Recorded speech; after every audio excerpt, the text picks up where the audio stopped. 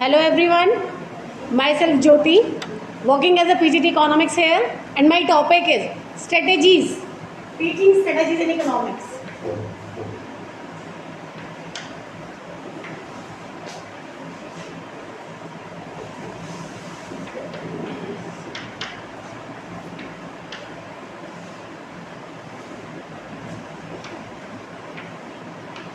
ये पर्टिकुलर मेरे सब्जेक्ट से रिलेटेड है कि हम लोग इकोनॉमिक्स कैसे पढ़ा सकते हैं। तो ये जो हिस्ट्री वाले टीचर हैं या पॉलिटिकल साइंस के टीचर्स हैं उनके लिए काफ़ी हेल्पफुल है, क्योंकि वो भी ये मेथड्स यूज़ कर सकते हैं जो मैं करने वाली हूँ। तो सबसे पहला मेथड जो बहुत कॉमन है, बहुत सिंपल है, उसको हम यूज़ करते हैं डिस्कशन में। First one is discussion. Discussion का बेनिफिट क्या होता है? डिस्कशन का पहला बेनिफिट ये होता है कि यहाँ पे इतने सारे स्टूडेंट्स हैं तो we will get more and more ideas. जितने ज़्यादा लोग होंगे उतने आइडियाज़ आएंगे, जितने कम लोग होंगे, अगर अकेले मैं बोल रही हूँ तो आपको एक आंसर मिले, अगर 10 लोग बोलेंगे तो 10 आंसर्स आएंगे, 10 नहीं आएंगे तो एटलीस्ट 8 तो आएंगे ही आएंगे। तो डिस्कशन मैथड सबसे पावरफुल मैथड होता है टीचिंग में, क्योंकि यहाँ पे हमारे पास वैरायटी ऑफ आंसर्स होते हैं, वैरायटी ऑफ माइंड होते हैं, बहुत कुछ होता है हमारे पास। सेकेंड, हम यहाँ पे ले सकते हैं डिस्कवरी। अब इकोनॉमिक्स में डिस्कवरी कैसे होती है? इकोनॉमिक्स में डिस्कवरी ऐसे होती है, आई रिमेंबर मैंने बच्चों को कुछ न्यूमेरिकल्स करवाए, न्यूमेरिकल में मैंने उनको फॉर्मूला करवाए, उन बच्चों ने न्यू मैथड्स इन्वेंट किए जो कि बुक में थे भी नहीं।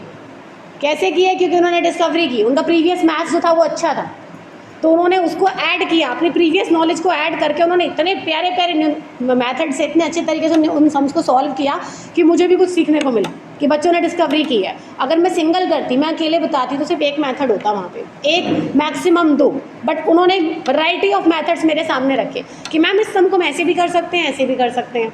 तो ये हो गया उनकी डिस्कवरी, उन्होंने कुछ न्यू इन्वेंट किया। Third one is role play. अब रोल प्ले में आपको सिंपल सा बता कैसे रोल प्ले करवाते हैं। सबसे मज़ेदार मेथड जो मुझे सबसे अच्छा लगता है करवाने के लिए, रोल प्ले में आप बच्चों को कोई रोल दे दो कि आपको ये एक्टिविटीज़ करनी है, आपको ये डायलॉग्स बोलने हैं, डायलॉग डिलीवर करने हैं।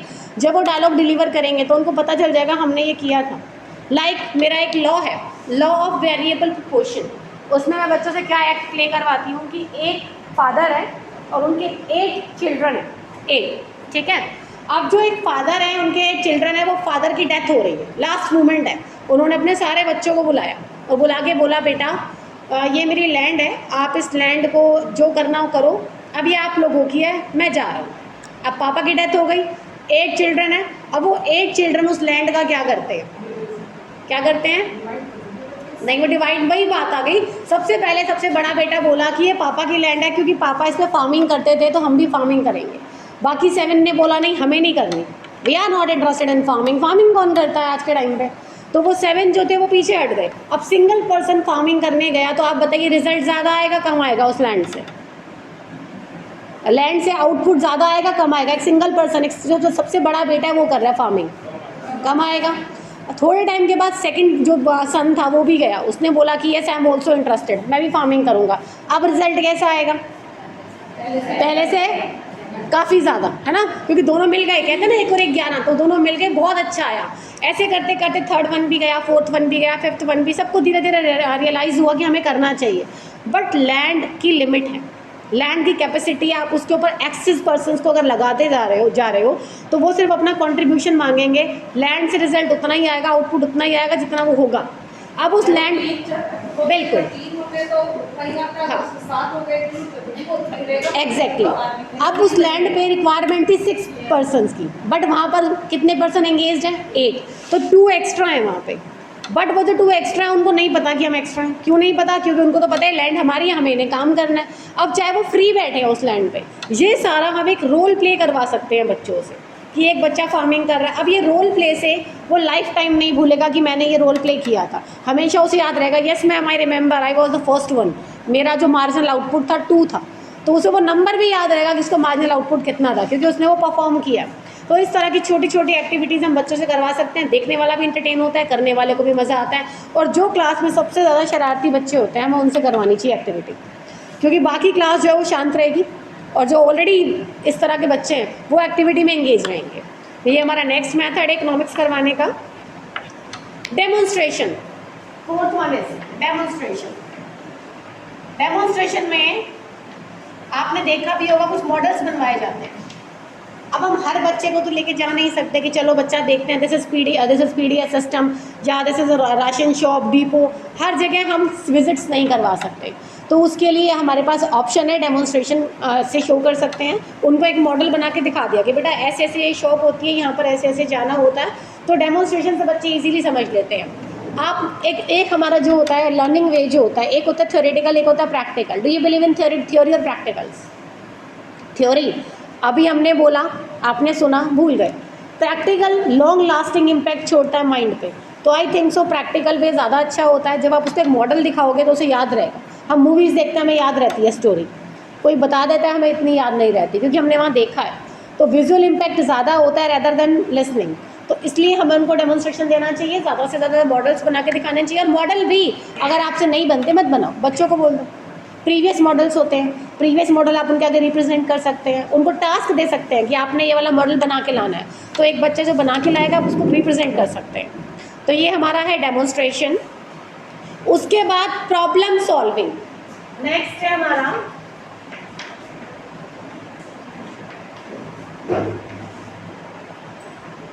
प्रॉब्लम सॉल्विंग में बच्चों को आप एक सिचुएशन दो कि अगर आप इस सिचुएशन में होते तो आप क्या करते। जो वो करेंगे वो आपके आंसर्स निकल के आएंगे। लाइक मैं आपको एक सिचुएशन दे रही हूँ, आप मुझे जवाब देना कि आप लोग क्या करेंगे। सिंपल सा एक क्वेश्चन है, ठीक है, क्योंकि आप लोग सभी लोग मार्केट जाते रहते हैं, सबको पता है। आप लोग मार्केट गए पोटैटो लेने के लिए, पोटैटो का प्राइस था 10 रुपीज़, नहीं 10 नहीं 8 रुपीज़ पर केजी, ठीक है। अब आपके पास है 2 रुपीज़। आप इस सिचुएशन में उस 2 रुपीज़ का क्या करेंगे जो एक्स्ट्रा, क्योंकि आपका माइंड सेट था, आप प्रीवियस डे गए थे, अर्लियर जब आप गए थे तो 10 रुपीज़ केजी थे, तो अभी आप घर से 10 रुपये ही लेकर गए हो क्योंकि आपको पता है कल 10 के थे, आज भी 10 के होंगे, बट आज वो आपको 8 के मिल रहे हैं या 12 के मिलते हैं। दोनों केसेस में आप क्या करते हैं? अगर आपको 8 के मिलेंगे तो आप क्या करेंगे उस 2 का? पोटैटो की क्वांटिटी बढ़ा देंगे। दूसरा और कुछ ऑप्शन इसके अलावा कुछ और कर सकते हैं? साइड में बोलेंगे कि भैया थोड़ी सी हरी मिर्च डाल दो या धनिया डाल दो, ये भी ऑप्शन है हमारे पास।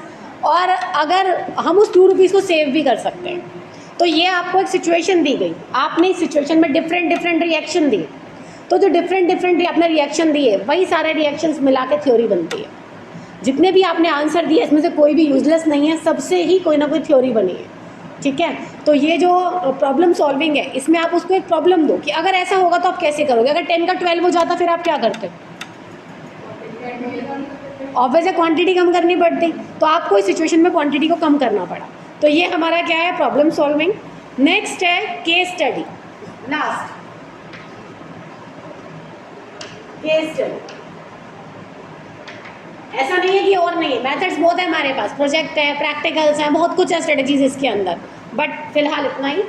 केस स्टडी में क्या है, आप उसको एक केस दो, जैसे आपने उसको प्रॉब्लम दी सॉल्व करने के लिए, ऐसे आप उसे अपना नहीं किसी और का सामने पूरा एक केस तैयार करके दो कि ये चीज़ थी, ये ऐसे हुई, अब आप इस केस में कैसे क्या करोगे। और केस स्टडीज़ आपने देखा होगा 8th स्टैंडर्ड 9th स्टैंडर्ड आजकल स्टार्ट हो गई है, एग्जाम में बोर्ड में भी आनी स्टार्ट हो गई है, सो दैट जो स्टूडेंट है वो ज़्यादा अवेयर हो, वो प्रैक्टिकल नॉलेज पे जाएं रेदर देन क्रैमिंग, क्योंकि जितना ज़्यादा आप क्रैम करोगे उसका कोई बेनिफिट नहीं है। आप उस चीज़ को समझो, समझ के उसके आंसर्स दो। तो ये हमारा क्या है, केस स्टडी, दैट्स इट। ये हमारे कुछ मेथड्स हैं जो मैं इकोनॉमिक्स में बेसिकली रेगुलर वे में यूज़ करती हूँ। Thank you.